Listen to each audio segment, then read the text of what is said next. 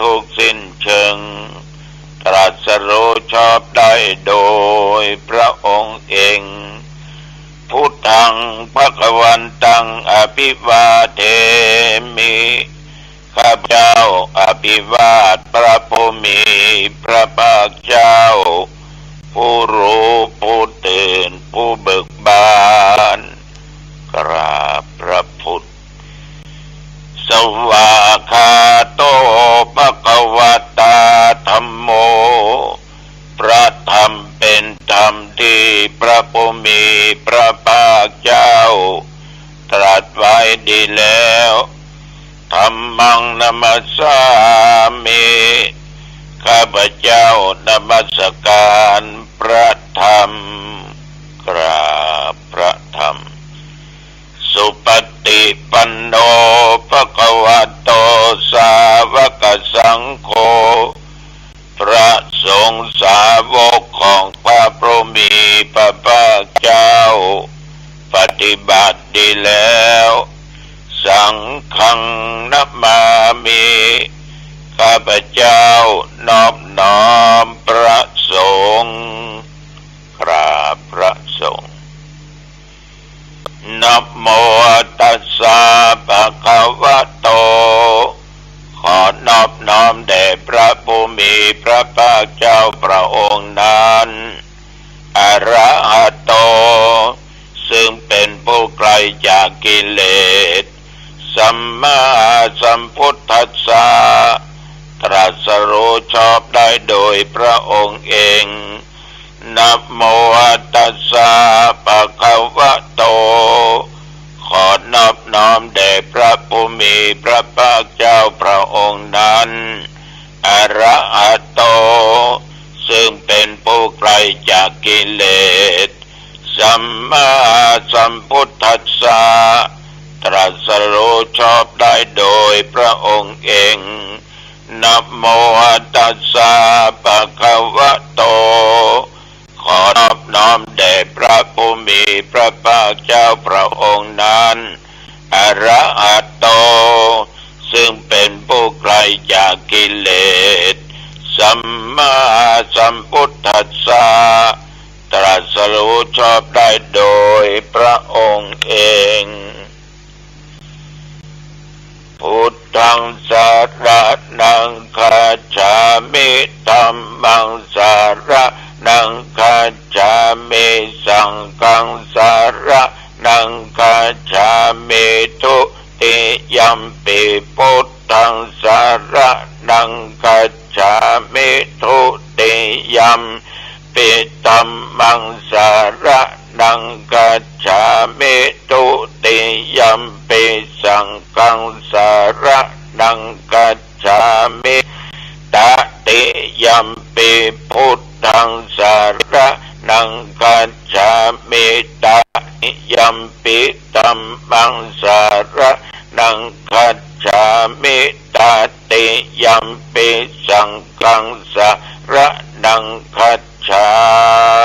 มิยะโตหังภะเกเนอริยยาจาติยาจาโตนาปิจานามิสัญจิยะปานังชีวิตาวโรเปตาเตนะสัจเจนะโส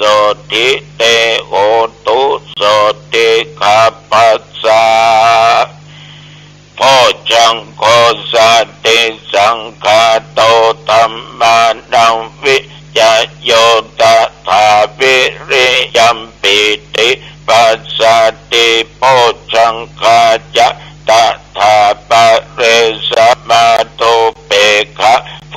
จังคาสัตเตเตสัพพทัสสินามุนินาสัมมาทัคคาตาภาวิตาภาอุลิกาตาสังวัตตันเตอาปิญญายะนิพพานายะจาโพ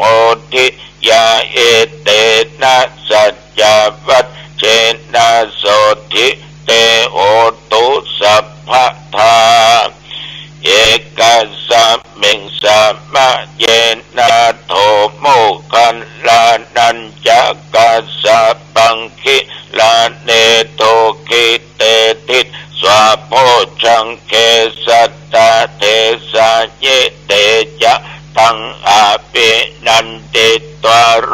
คาบุตจิงสุตังคะเนเอเตนะสัจจวัตเชนะโสติเตโหตุสัพพทาเอกทาธรรมราชาปิเกลันเยนะปิปิลิโตจุนตเตเรนะตันเยวะภะนาเปตัวนาสาตาลังสมโมติตัวจะอาปาตาตินตัมหาปุทธาสิธานาโสเอเตนะสัจจวัชเชนะโสติเตโหตุสัพพทาปะหินาเตจะอาปาตาตินนันนัมปิมาเอสิดังมัคคาอัตตะกิเลสะปะปัตตานุปฏิธัมมะตังเอเตนะสัจจวัชเชนะโสติเตโหตุสัพพทาภวตุสัพพมังคะลังรักขันตุสัพพเทวตาสัพพพุทธานุภาเวนะสัทธาสุธีภวันตุเต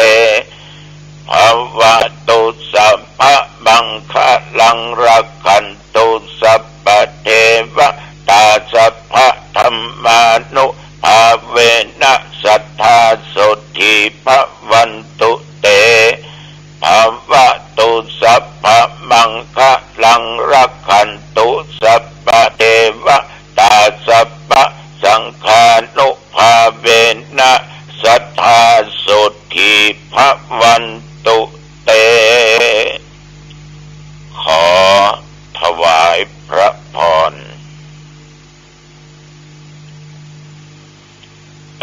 กรมอุตุได้ประกาศบอกว่าตั้งแต่เมื่อตะวันวามาจนถึงปัจจุบันนี้วัดหนองตองและบริเวณใกล้เคียงนั้น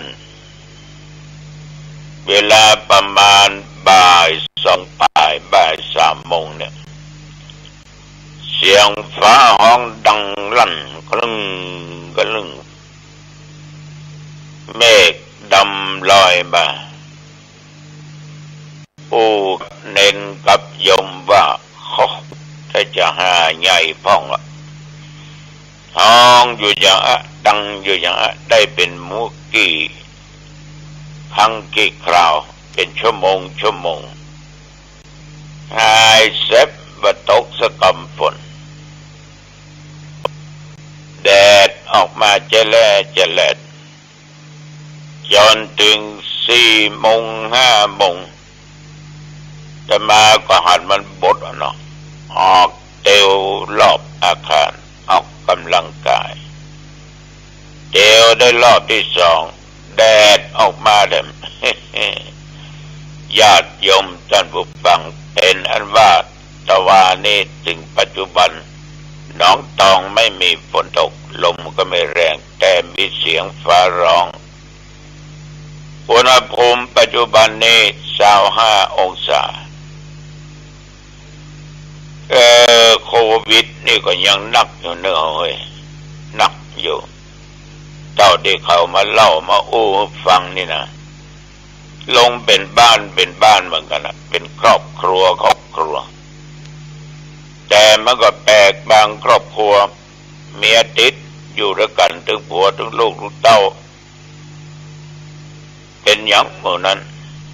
ติดกับแม่มันคนเดียวบางครั้งลูกเต้าติดหมู่ในครอบครัวก็เป็นอย่างบางครอบครัวลงหมด3-4 คนมันก็แปลกดีจะแปลกดีจะแปลกหาอย่างใดก็จ้างเถอะก็ระยะนี้ก็อย่าได้ประมาทเนอะแต่เพิ่งผมได้บอกว่ามือไปมาหาสู้กันนะไปเถอะจะไปกินไปตาที่ไหนจะไปงานนั้นจะไปงานนี้จะไปซื้ออันนั้นจะไปซื้ออันนี้ก็ไปได้แต่อย่าได้ประมาทไปไหนต้องสวมหน้ากากเนาะสวมหน้ากากแต่มันยังไอเนาะเท่าก็ได้ปิด ค่ปิดหูดังปิดปากเหียนะ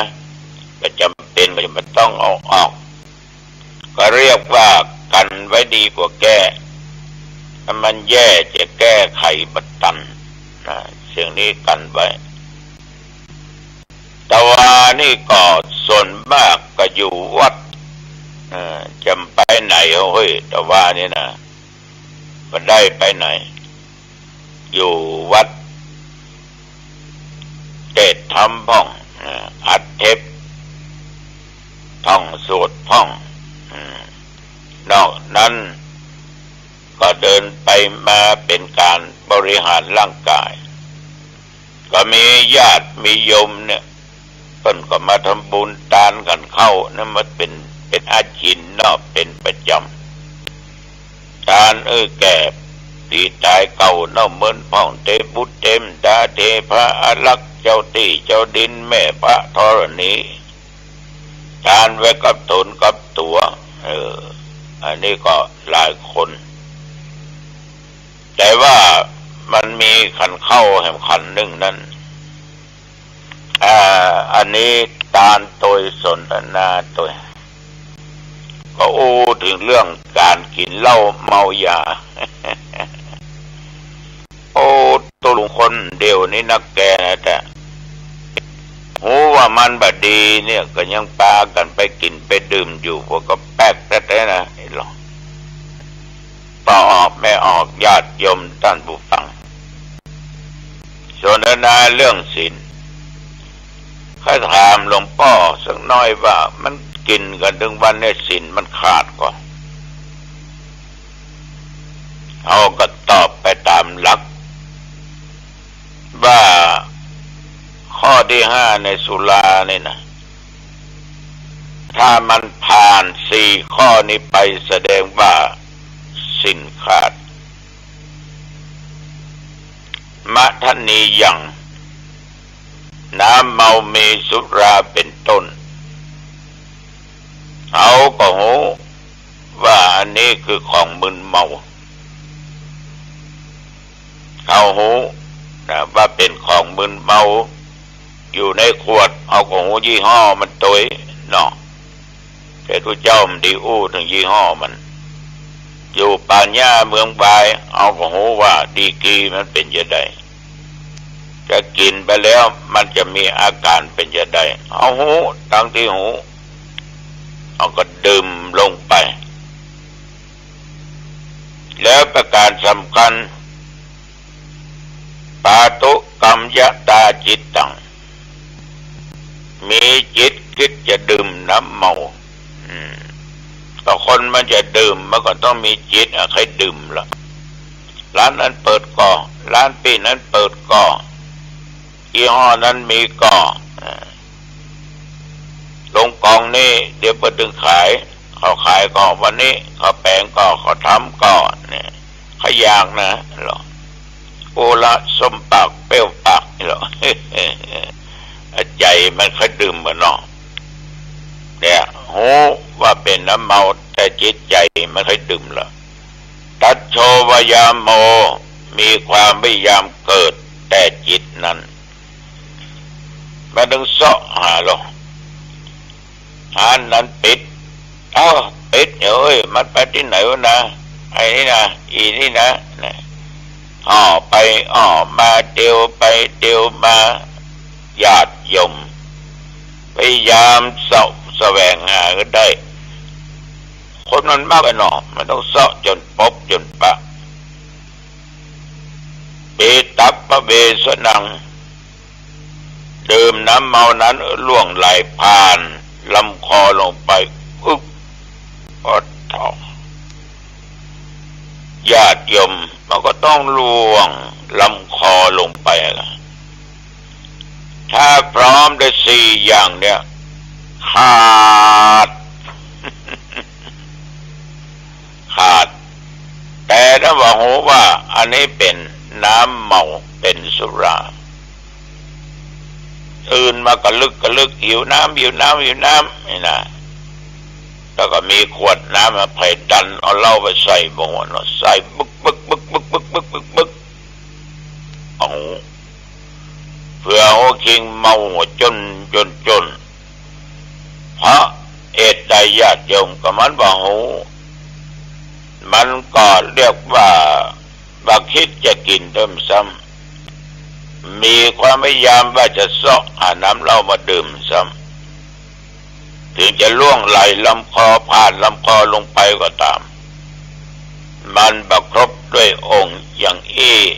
ศีลบ่ขาด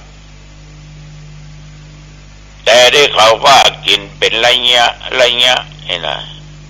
เป็นอย่างตัวลุง อันนั้นไปเอาศีลของพระเจ้าไปเปลี่ยนแปลงหมดเป็นวสุราเมรยะมัชฌะปมาทัฏฐานาเวรมณีมันก็ว่ามันกินเป็นระยะใครจะไปกินอึกจนหมดขวดตัวลุงกินตอยหยุดตอยอูตอย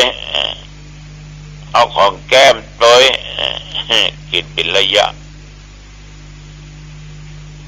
ญาติโยมคนมักมาดึงอู้อย่างเงี้ยเนาะ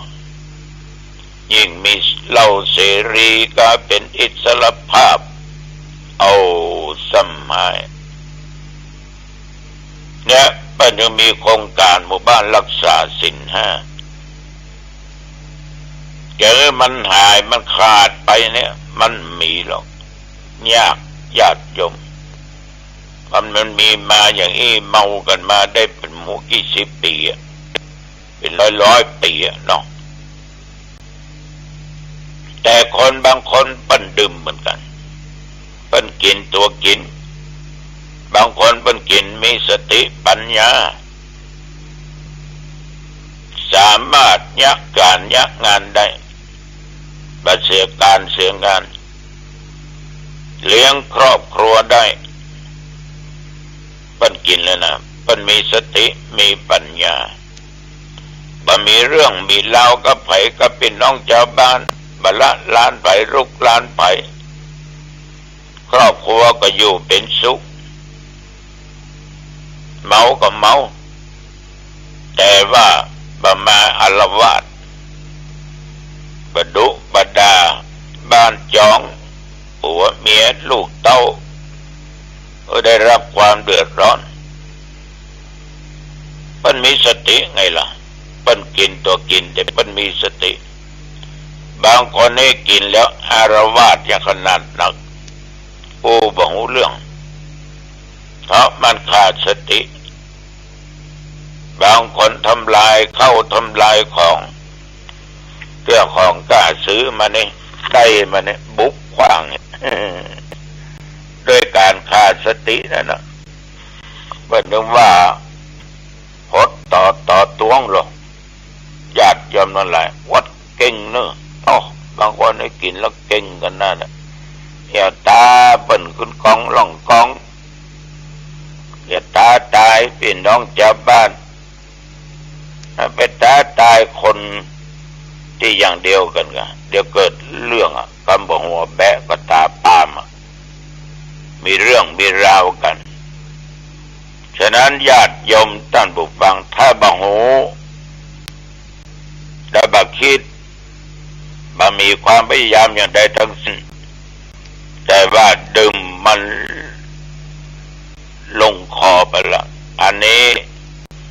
ศีลบ่ขาดถ้าอย่างที่ว่าว่านี่คือน้ำเหล้าถึงคิดอยากให้กินละพยายามเสาะหาตะประดึงลงไปอึกอันนี้ขาดปุถสบันข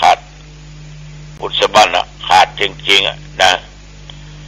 ฉะนั้นก็นั่งสนทนากับโยมเรื่องว่ากินอย่างใดศีลขาดอย่างใดศีลบ่ขาดอย่างโครงการหมู่บ้านรักษาศีลห้าในปีนี้วันนั้นคณะสงฆ์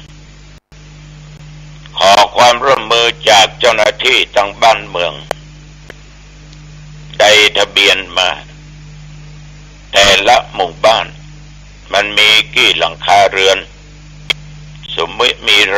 100 ครอบครัวนายนั้นมีทั้งอันคนทั้งอันคนทั้งอันคนอันคนแต่เฮาบ่บอกชื่อบ่บ่งชื่อแล้วให้ผู้นำกับตุหลวงเนี่ยกับอุจารมันนั่งอู้กันสำรวจเลยว่าในหมู่บ้านเราตามหลังคาเงินเนี่ยป่านาธิบาตเนี่ยมันฆ่าสัตว์ตัดชีวิตฆ่าหมูฆ่างัวฆ่าควายมีก่อฆ่าป่าฆ่าอย่างนี้มันบ้าเนาะ ฆ่าสัตว์ใหญ่เป็นประจำฆ่าหมาก็ไอ้เนาะมีก็มีกี่คนอยู่ในวัยอย่าง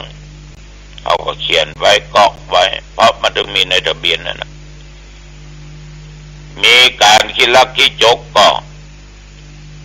คงของเปิ้นก็หมู่บ้านนี้ครอบครัวนี้เขาก็ตึงหูถ้าหูแน่ก็ไปถามเจ้าหน้าที่ที่โรงพัก